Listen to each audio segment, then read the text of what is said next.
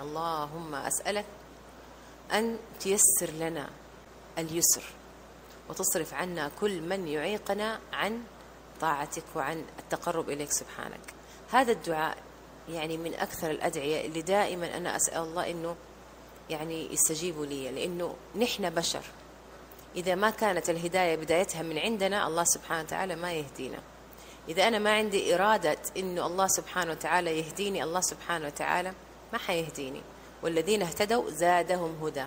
فالهداية الأساسية أو الأسباب الأساسية للهداية إنك أنت تسعى لإنه الله يهديك.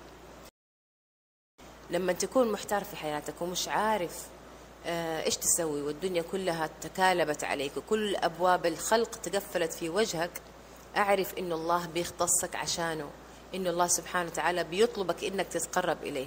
عشان كده قالوا والذين اهتدوا زادهم هدى. لما أنت تكون الدنيا مقفلة في وجهك وتطلب الله وحده سبحانه وتعالى إنه يفرجها عليك ويبصرك بالشيء اللي عطل حياتك وخلى حياتك في فوضى عارمة، الله سبحانه وتعالى حيفتح لك الطريق.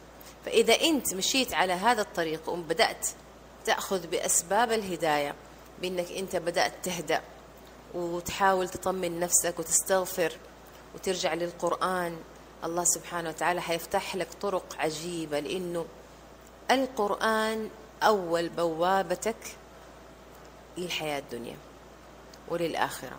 من أراد الدنيا فعليه بالقرآن، ومن أراد الآخرة فعليه بالقرآن. فعليا والله العظيم أنا ما انفتحت لي أبواب إلا لما بدأت بكتاب الله.